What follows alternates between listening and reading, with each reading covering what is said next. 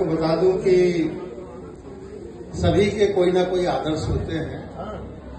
मेरे आदर्श मेरे पिता हैं और मेरे पितामह हैं। साथ में मेरे आदर्श सरदार भगत सिंह, नेताजी सुभाष चंद्र बोस और स्वामी विवेकानंद जी, जो बचपन से जिनको मैं अपना आदर्श मानता आया हूं। और मुझे ये सौभाग्य है कि इसी तरह का एक सम्मान मुझे मिला था, और लोकमत सम्मान लखनऊ में, जिसमें मुझे विवेकानंद जी के पूरे 12 वॉल्यूम, कम से कम उनका वजन भी होगा 5-7 किलो, तो वो 12 वॉल्यूम मेरे पास हैं। अभी अध्यक्ष जी ने रास्ते में बात भी की कि मुझे दीजिएगा, मैं सब पढ़ूंगा। हमें विवेकानंद साहित्य को पढ़ना चाहिए। अभी नागेश जी बोल रहे थे कि एक अच्छे गुरु के शिष्य अगर नरेंद्र से विवेकानंद बन जाते हैं, तो इस विद्यालय में जो गुरु हैं, जो शिक्षक हैं, शिक्षिकाएं हैं, अगर वो एक भी विवेकानंद बना देते हैं गोला गोकरणनाथ से। मुझे सौभाग्य है कि मैं कोलकाता उनके निवास में भी गया हूँ। स्वामी विवेकानंद जी के सौभाग्य मिला था वो निवास उनका देखने का, जहाँ उनका जन्म स्थान है। और मैं जहाँ कार्यरत हूँ, मेरे चैम्बर में स्वामी विवेकानंद जी के जैसे यहाँ पे लिखे हुए हैं, ऐसे कोटेशन कैलेंडर में उनके चित्र के साथ लगे हुए हैं। और मेरा बेटा है, उसके कमरे में भी और मेरी बेटी के कमरे में भी। तो जब हम अपने बच्चों को जोड़ते हैं अपने महापुरुषों के साथ, तो वो संस्कार बचपन से ही आते हैं। तो मैं चाहूंगा कि जितने भी यहाँ गार्जियन हैं, वो कहीं ना कहीं स्वामी विवेकानंद जी का साहित्य उन तक पहुंचाए और उनको पढ़ने को दें। समय बहुत कम है, पर एक कविता सुनाई थी छिपरा ने बेटी की विदाई की। तो कवि सम्मेलन चल रहा है, मैं गद्य का लेखक हूँ, कहानी और उपन्यास लिखता हूँ, पर हर लेखक कविता से अपना जीवन शुरू करता है, तो बंदी से शुरू करता है। कहीं ना कहीं वो कवि ही होता है। और आज से करीब 100 साल पहले सारे लोग कवि ही माने जाते थे। ये कहानीकार उपन्यासकार बाद में आए हैं, सबको कवि ही कहा जाता था जी।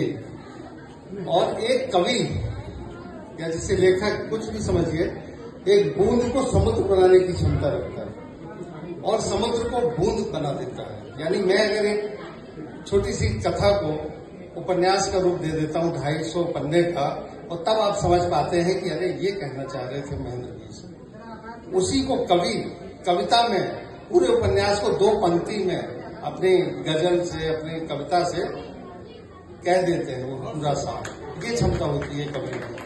तो मैं लेखकों से ज्यादा महान इन कवियों को मानता हूँ, जो संक्षेप में बहुत बड़ी बात कह जाते हैं।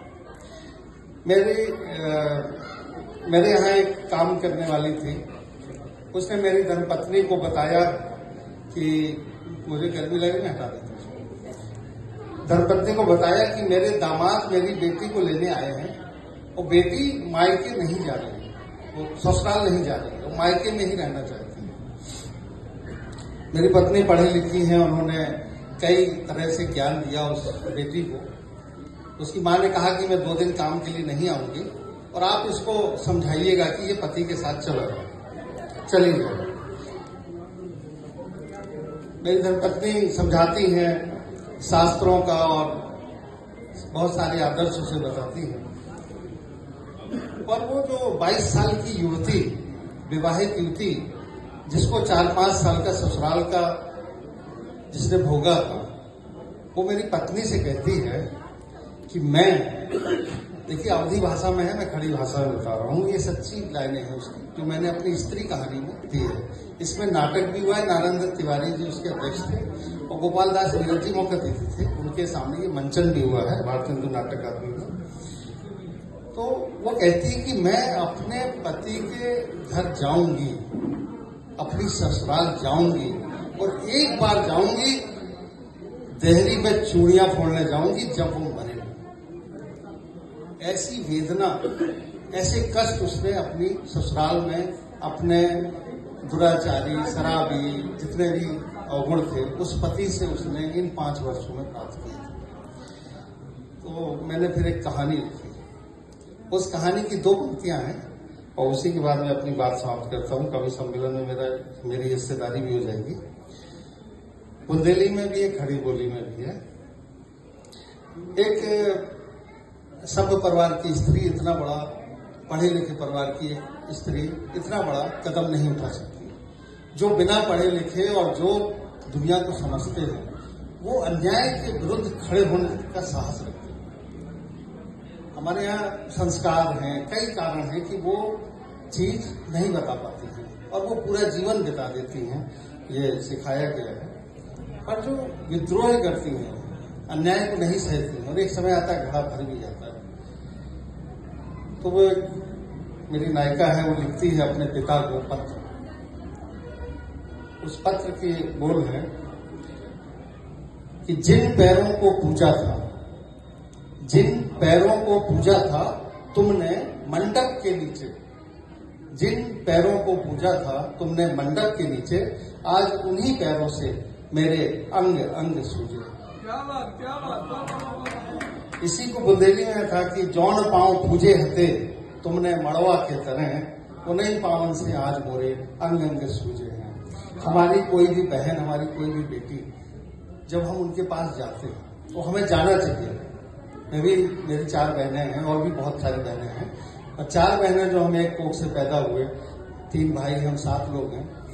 तो मुझे मेरे माता पिता नहीं हो, मैं भी ये कार्यक्रम करता हूँ जो आप कर रही हैं। मैं 14 और 15 कर चुका हूँ ऐसे कार्यक्रम। हर वर्ष 1 सितंबर को उनके जन्मदिन में अपने कुलपहाड़ में गंगा प्रसाद शर्मा जी हमारे सम्मानित हो चुके हैं। और गंगा प्रसाद शर्मा जी ने मेरा यही उपन्यास जो सावित्रीबाई फुले में इस समय पढ़ाया जा रहा है, और भी कहानियां कई विश्वविद्यालयों में पढ़ाई